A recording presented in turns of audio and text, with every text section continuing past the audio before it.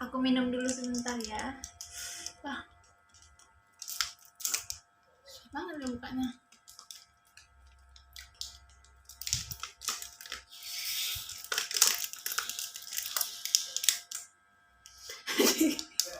Udah. Ini gimana cara bukanya ini? Keras sekali.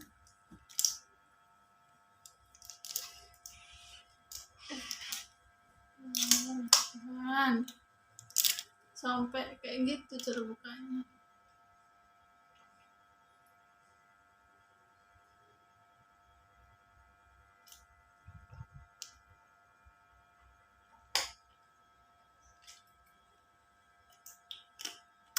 Segar kali abis taruh di kulkas tadi.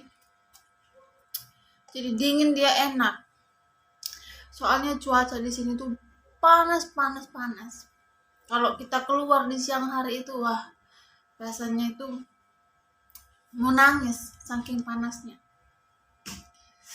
Oke, jadi kita mulai hari ini. Kita akan ngobrol-ngobrol, kita akan cerita-cerita. Dan cerita kali ini sedikit horor ya. Jadi begini teman-teman. Aku itu punya sedikit hal yang mengganggu di dalam kehidupanku. Contohnya ya, ini yang paling tidak aku sukai. Aku itu sering bermimpi kalau ada orang mau meninggal, itu mereka itu kayak datang ke dalam mimpiku dan mengatakan sesuatu, dan itu adalah seperti pertanda kalau mereka itu akan meninggalkan dunia ini.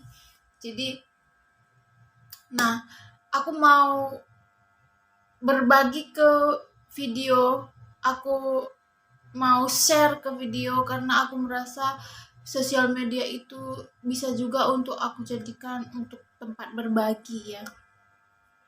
Jadi tadi malam aku kembali lagi mengalami teman-teman. Memang mereka, setiap orang yang dekat sama aku atau yang aku kenal, setiap mereka itu mau pergi dari dunia ini atau kembali ke asalnya gitu ya kan.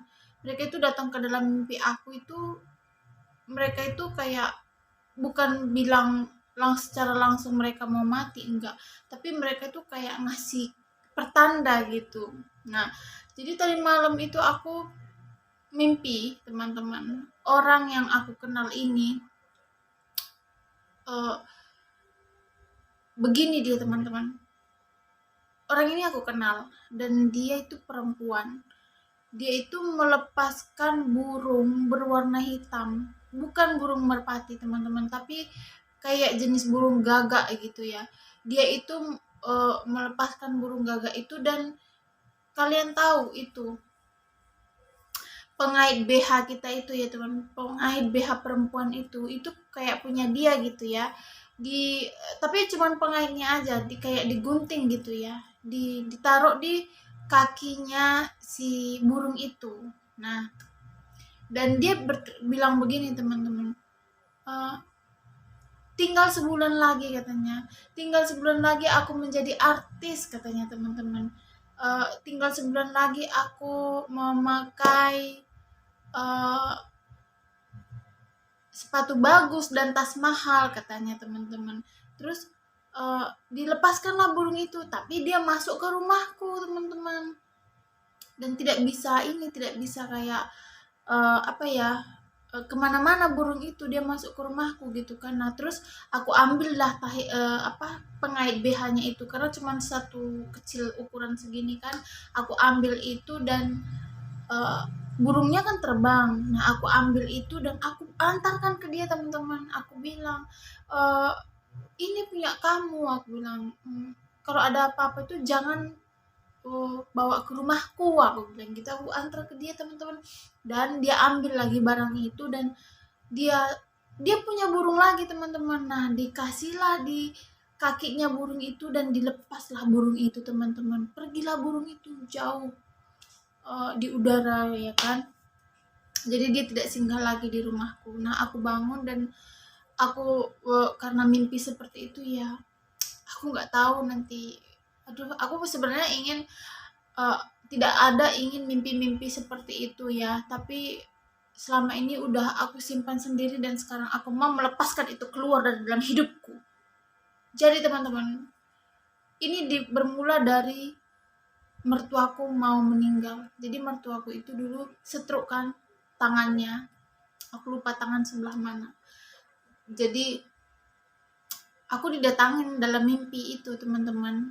Dia duduk di samping, pas di samping kasurku itu teman-teman.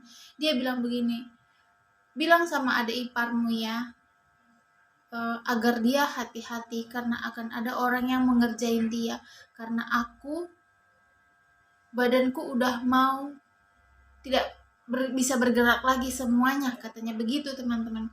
Terus tapi aku kan tidak paham apa maksudnya itu, jadi aku nggak cerita sama dia teman-teman, dan aku anggap itu adalah bunga tidur. Nah setelah itu tidak lama kemudian dan aku tidak paham juga apa yang terjadi dengan mimpi itu, beneran aja mertuaku tuh meninggal dunia teman-teman. Bener yang dia katakan, dia tidak bisa, badannya tidak bisa lagi apa-apa, benar dia meninggal dunia. Jadi aku pun tidak terlalu menghiraukan lagi tentang mimpi itu, cuman aku cerita ke adik iparku dulu. Ibu itu datang dalam mimpi aku dan mengatakan seperti ini, katanya agar kamu berhati-hati karena akan ada orang yang mengerjain kamu, katanya begitu teman-teman. Nah ya begitulah, aku kasih tahu ke adik ipar aku ya kan. Nah tidak lama kemudian, 1 tahun kemudian, aku itu kayak apa ya, malam-malam aku udah tidur dan aku terbangun, kepala aku tuh sakit teman-teman, sakit yang tidak biasa gitu, pokoknya sakit. Nah aku cari Alkitab malam itu kan, aku baca Alkitab itu karena kepala aku sakit, aku bacalah ya itu kan, sampai sakitnya itu hilang dan aku tidur lagi. Setelah hilang itu aku baru bisa tidur lagi karena aku tidak bisa tidur. Nah pagi-pagi jam sebelum subuh, rumah kami itu masih digedor-gedor.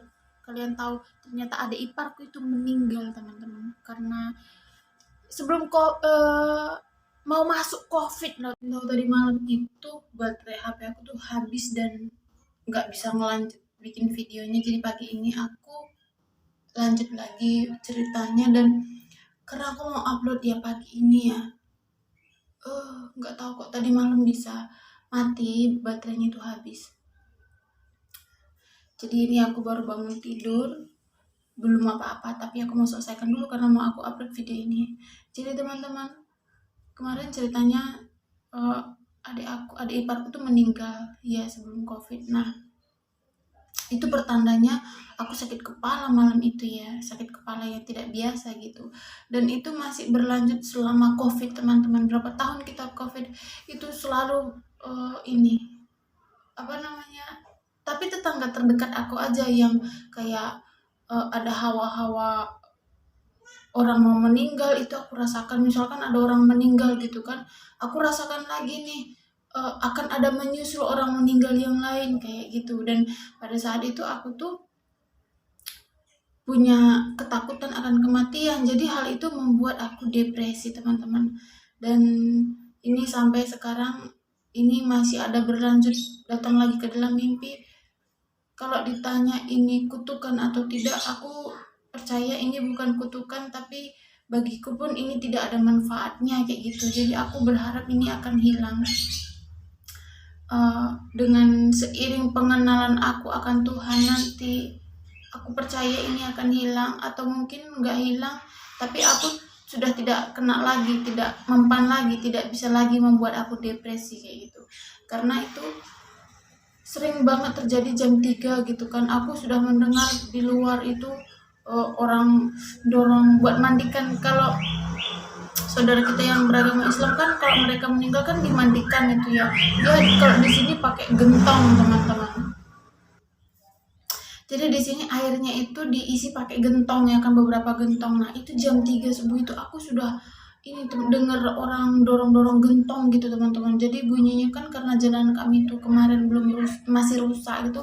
Jadi kalau didorong gitu gentong itu pakai gerobak gitu, bunyi ketok-ketok gitu karena gentongnya masih kosong kan.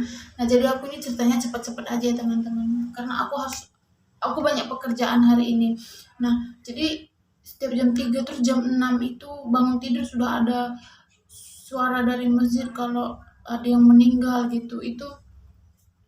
Itu sebelum ada pengumuman seperti itu, aku malamnya sudah mengalami kayak tidak bisa tidur, sudah mengalami kayak ada rasa hawa-hawa yang mengerikan, mistis kayak gitu loh teman-teman. Jadi itulah yang sering aku alami. Tapi sekarang aku sudah kayak tidak terlalu depresi seperti dulu. Kalau dulu saya depresi teman-teman, saya sangat depresi dulu, sampai ada suara teriakan itu jantung saya itu sakit teman-teman, karena ketakutannya. Sakit itu kayak, wah, aku pikir kemarin tuh aku udah kena jantung ya teman-teman.